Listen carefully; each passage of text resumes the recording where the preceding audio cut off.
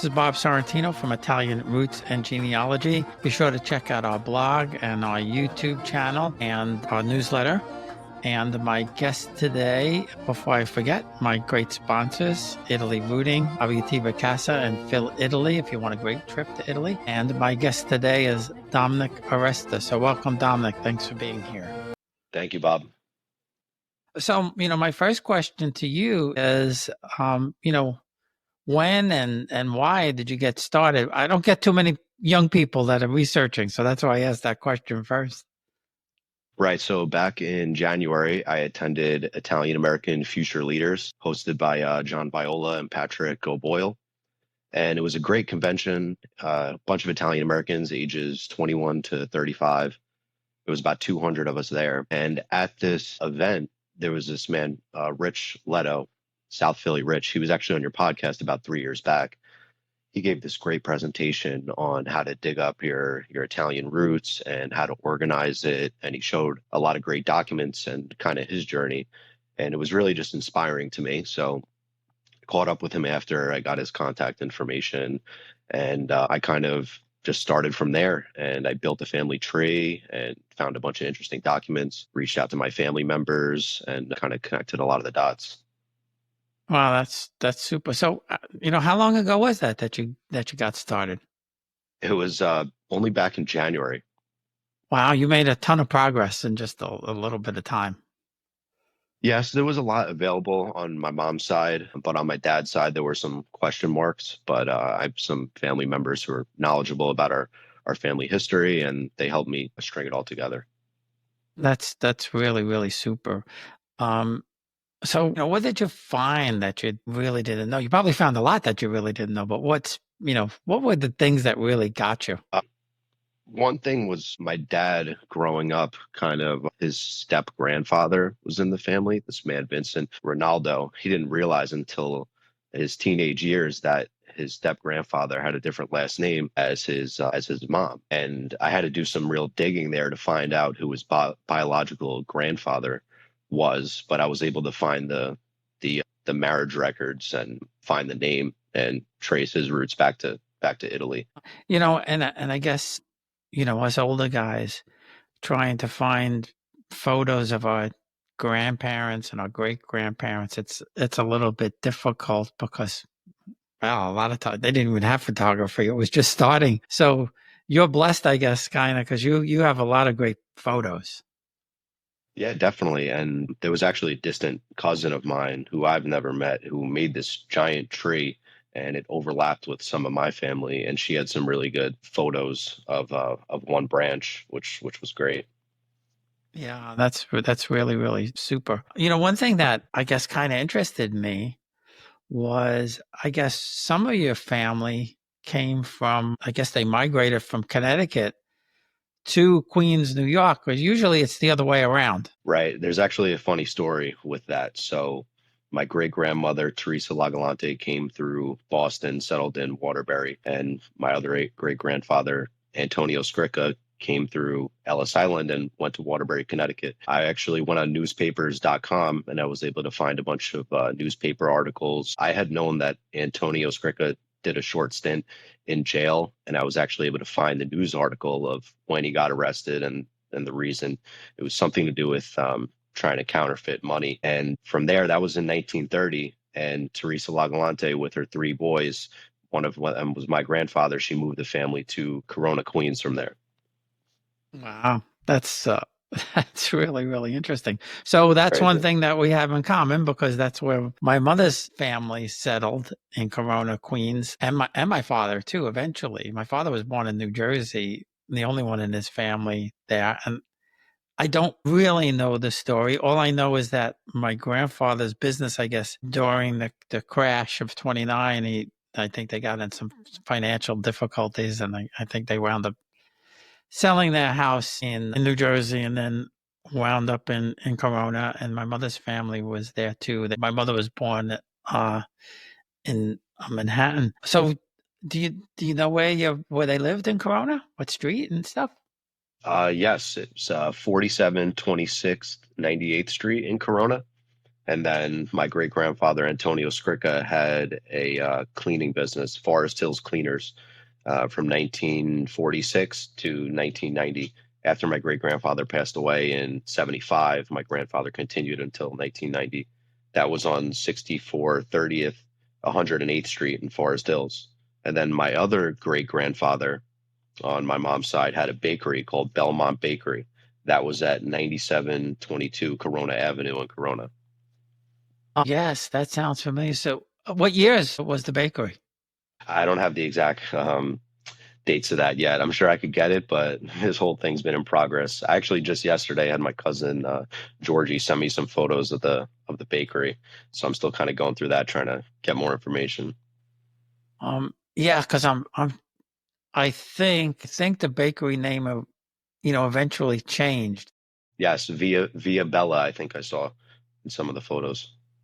Yeah, yeah. So, when I post this out on the Corona Facebook group, I'm sure somebody's going to say, "Yeah, I remember it," or "Changed to this name." I don't recall it myself. But we were kind of on the other side of Corona. We were closer to 108th Street. Although my cousins lived on 97th for quite some time, and I Wow. mean, if you've ever watched the show, The King of Queens, the lemon ice king of Corona. I've been there. Yes, my mom would take me there when I was a kid, in the park side and the park right there. Yeah, yeah. The park side, he just recently passed away, Tough Tony, but he was friends with my cousin for a long time, and well, I mean, I guess it's more than a rumor. He was connected in some kind of way. But my funny Parkside story is they had only been open a couple of years or something like that, and I was just started dating my wife, and I had a MGB convertible, and we they didn't there was no parking there, so I parked across the street, and I had the top down, and I didn't set the alarm or anything. And she said, "Aren't you going to set the alarm?" I said, "Nobody's going to bother the car here." So we go walking in, and she's telling me, "Yeah, you should." And we go walking in, and there's a guy standing there with his arms folded in front. And I said, "Is that car safe? Okay, like ain't nobody going to touch that car." So it was, he did make the neighborhood very safe because the park across the street, Spaghetti Park, was well known for drugs and stuff like that, and he cleaned it up. And as far as I know, it's still pretty clean in that area. But that's one of the last real holdouts from the Italian days, from the 30s, 40s, and 50s, as your mom probably knows and remembers. Now, so I know your family came from various different places in Italy. So which towns did they come from? Right. So this was actually my original goal. Before I started any of this, I said I set out and I wanted to know where all of my great grandparents came from and where they were born. So generally, I found that 6 out of 8 of my great grandparents were born in Italy. One of them was born in Argentina to an Italian family, and one of them was actually born in America to an Italian family. So going from left to right, starting with my dad's side, my great grandfather on my dad's side was from Corato outside of Bari. His wife was from a small town called Petaneo in the province of Messina in Sicily. And then to my dad's mom's side, Charles Trapani was from Marsala outside of Palermo. And then his wife, Rose Cogliano, was the one that was born in Brooklyn. Now, her parents came from a small town called Gesualdo outside of Avellino in Campania. Moving on to my mom's side, my great grandfather, Antonio Scricca, was born in Buenos Aires, Argentina, to an Italian family. I believe they went to Argentina and then went back to Italy before coming to America in 1912. And then he was the one that settled in Waterbury, Connecticut. Met my great grandmother, Teresa Lagalante, who was from Casamassima outside of Bari. I've been to that town. Teresa Lagalante was one of 11. And when I say my cousins in Italy, normally I'm referring to the descendants of Teresa Lagalante's siblings, who we still keep in touch with over there. And then my mom's parents, Angelo Quinterno and Elvira Oliento, they were both foundlings born in Palermo, and they were raised in Missile Mary and Belmonte. Belmonte is actually where the name of the Belmont Bakery in Corona, Queens came from. My great grandfather named it after the name of the town in Sicily where she came from. And both of those towns are outside of Palermo. I know my aunt actually traveled there. She has some interesting stories about going there and trying to dig some things up, since it's just a family mystery who their actual biological parents were. But we were able to find the birth documents from Palermo, and there's no parents listed. Yeah, and that's the interesting thing about it. They didn't the foundlings, even if they knew, they didn't list them. Right. Yeah, it's Crazy. yeah, I know it is. It is. Because I know a couple of guys, I mean, they were adopted here in America in like the 60s and the same thing. And one guy eventually, well, they both eventually found their families, but one guy actually just went and showed up on the doorstep one day, knocked on the door and said, "I'm your son." Yeah, I mean, we'll just let it be a family mystery. To me, they'll always be my Sicilian great grandparents. Well, sure, of course, naturally, naturally. Yeah, it's it is exciting, and I mean, like I said earlier, it's so great to see young people starting to do that. I interviewed Patrick and John. Geez, boy, it must be at least 3 years ago, something like that. And Rich, of course, and Rich he's a super proponent of all of this kind of stuff, and He's and great. yeah, and he took off just like all of a sudden, he just started really, really getting into it, which is really cool and super to see. Uh, so so you said you were back. So did you go back when you were young, or just recently? I've been to Italy 4 times. I was lucky enough to do a study abroad semester in Sorrento, Italy in Oh, nice. 2016. And when I was studying abroad in 2016, I was able to connect with some of my cousins. We have some cousins that live on the east coast of Sicily, outside of Catania. I was able to go there. And then that was my first time going to Casamassima and Bari, the whole region of Puglia. And since then, I've been back 3 more times just on family trips. Yeah, that's so great to have the opportunity to study there. That must have been fantastic. Was that like It was amazing. with a group with the school, or you just on your own, or?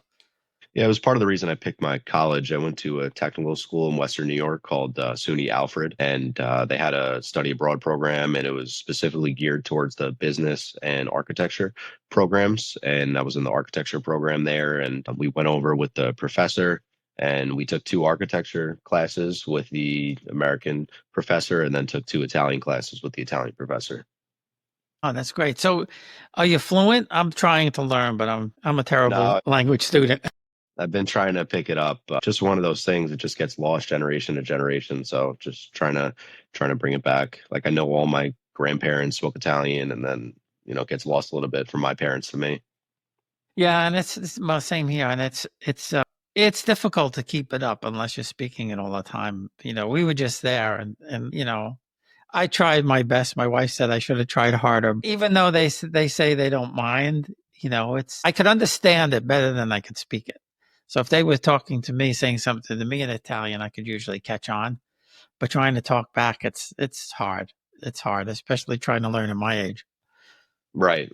When I take a step back and I look at this whole family tree that I've made, and I look at all the dates, it's like they all came here from 1903 to 1918. It's like this is over 100 years ago now when all my ancestors came over here, and everything's just gotten Americanized. And it's a big reason why John Viola started the Italian American Future Leaders. He wants to kind of still in the next generation to keep the traditions going, and the culture and the language and everything. So it was nice to be surrounded by other young professionals that have the same sort of passion. And I still joke with my mom. I'm like, Mom, you forwarding me this email to go to this weekend event. You never thought it was going to set me off on this family tree that I have over 350 people in the tree now. And well, and she didn't know any of this either, so it must be exciting for her to hear it, right?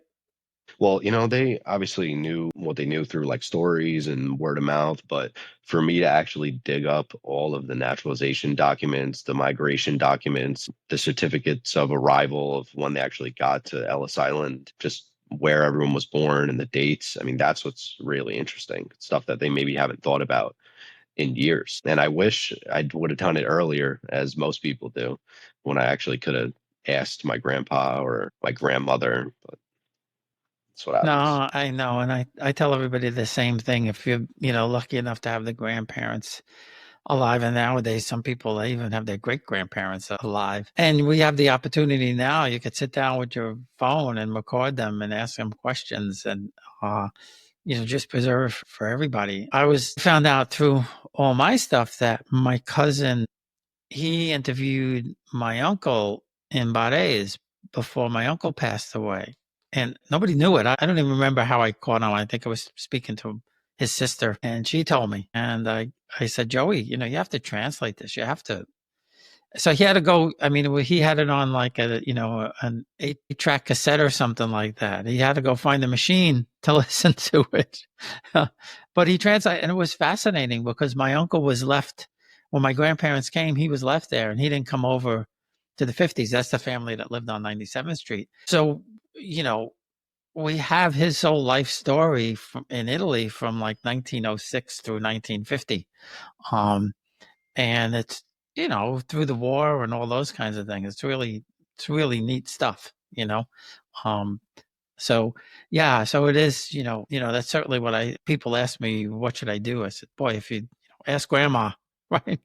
That's the greatest thing. And I would find stuff and tell my father had already passed away when I started, but I would find stuff and tell my mother, and she was like, are you sure?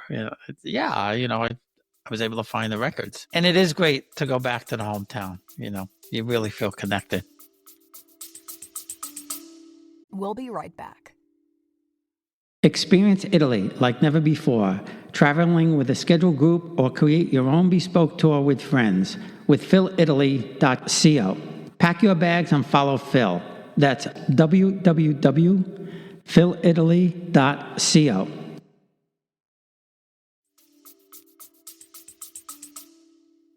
Of course, yeah. I mean, it's just great to be able to say that I've been there. There's so many people in America that just either have no idea where their family's from, or have never been to where their family's from. So it's nice to still have some contact with them over there.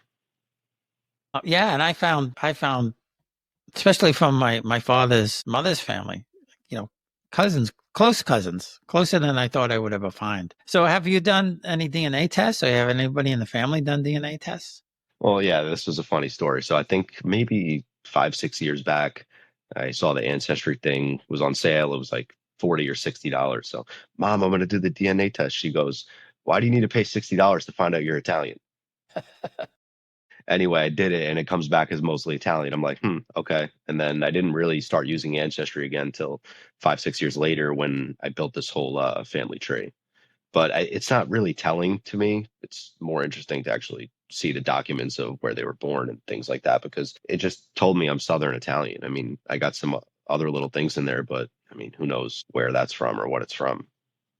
But did you find any, like, cousin connections or anything like that you didn't know? Or I mean, not really. I mean, I've reached out to a few people, but I find that not a lot of people are too active. If they made an ancestry account to do the DNA test, they might not actively be using that account.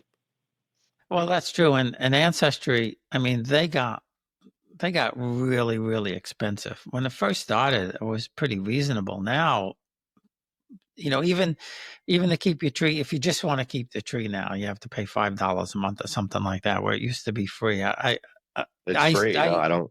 I have my own tree. I'm not paying. yeah, I Straight mean, down. when people ask me about starting, I always send them to familysearch.org first, because they're Right. still free. So I say Yep. start there, and then if you really interested in finding cousins or something like that, then maybe go to Ancestry. Right. And Family Search is a great resource. I mean, that was one of the main things that I used. It was really, I built a tree on Ancestry, and then I found the documents on Family Search. And I've used Ancestry as kind of like a digital log to keep a lot of the dates, births, marriage, deaths. And then I've uploaded the documents that I found from Family Search directly to the tree on Ancestry. And then I messed around a little bit with newspapers.com. That was interesting. I found some marriages, obituaries, things like that, just some historic news articles.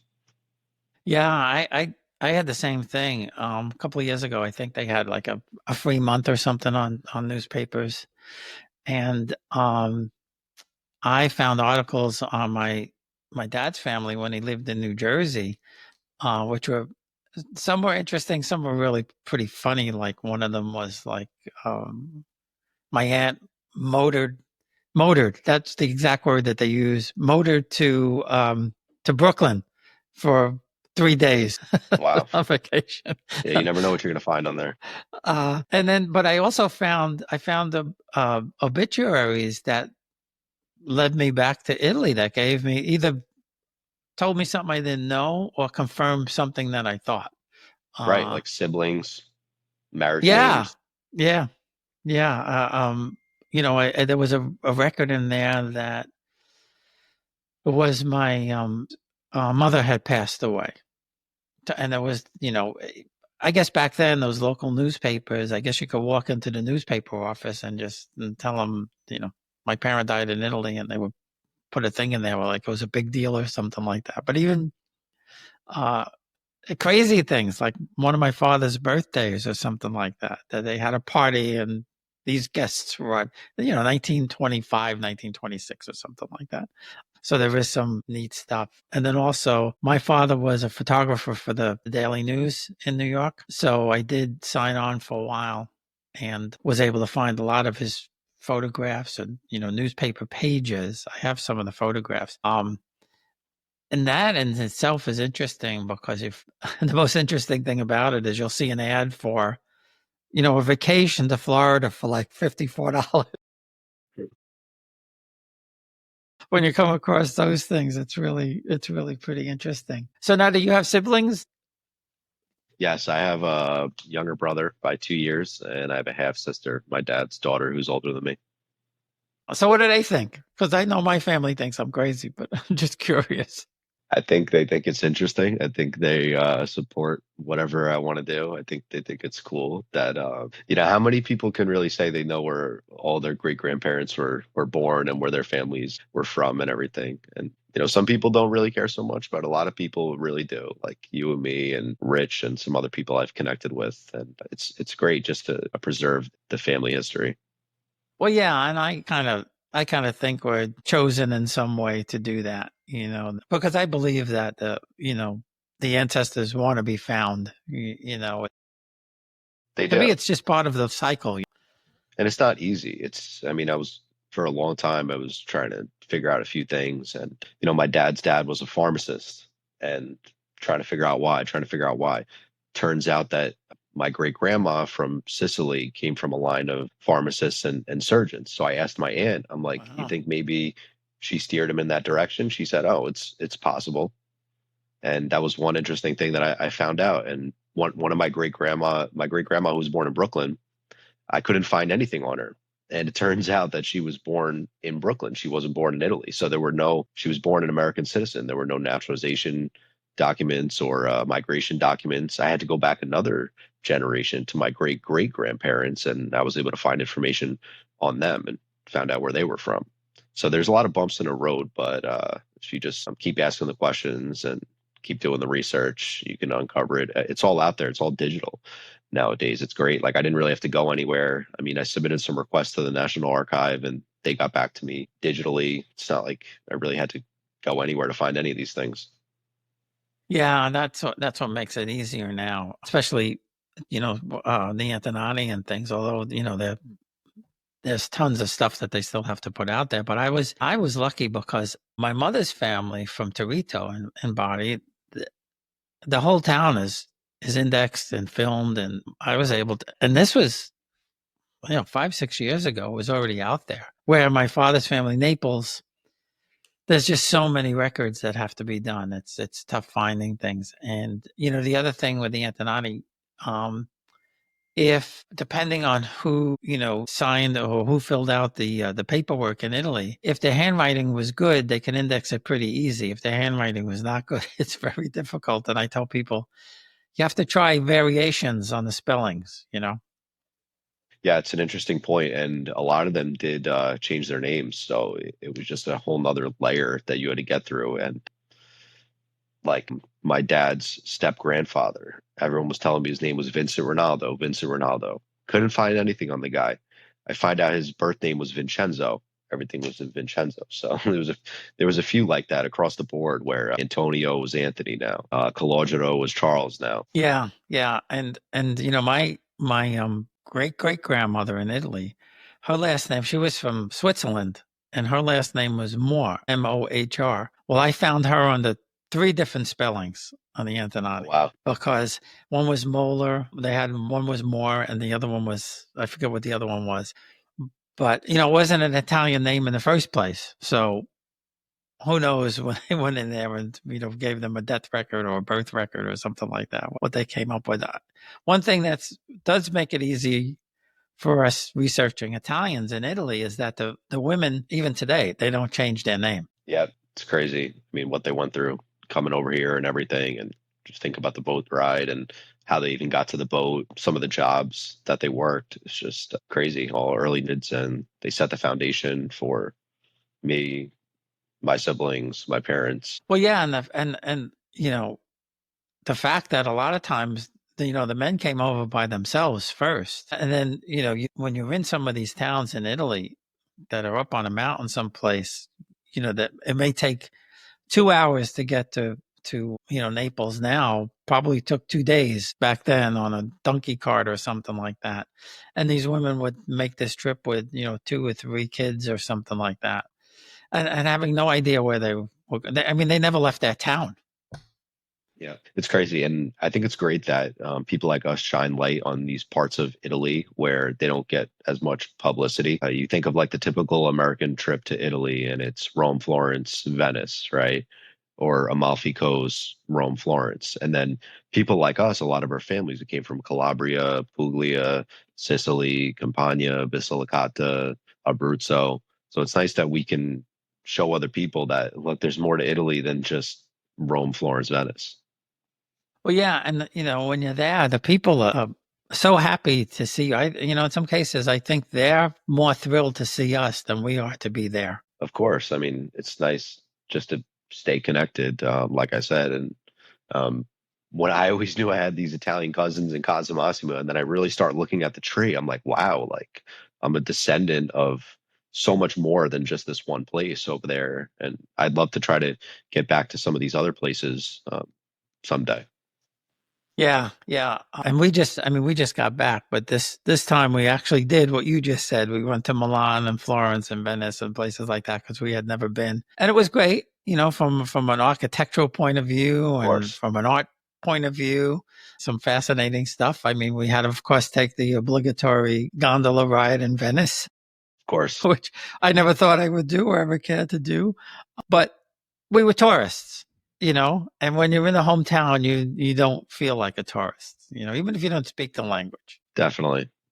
Yeah, it's great, and just puts a smile on my face just to know that still have some cousins over there and you can go back. It's there, and the place is not going anywhere. Yeah. And what I find fascinating about your family is that, even, you're certainly much younger than I am. You had a lot of Italian marriages, even in, I guess, through the 60s and 70s and things like that, which, the second and third generations and fourth generations, they start to intermarry and things like that. Not that there's anything wrong with that, of course, but it's interesting that your line was still pretty much all Italian. Yeah, it is. I mean, my mom says that, her and my dad had the same kind of upbringing, same kind of background. My dad's family was from Brooklyn, Williamsburg, and Greenpoint, and my mom's Waterbury, Connecticut, and Corona, Queens. So seems like similar stories. But I think my mom had a lot more influence from her grandparents. She knew all 4 of her grandparents, and my dad only knew his biological grandmother and his step grandfather. My dad never met 3 out of 4 of his biological grandparents. Oh, right, right.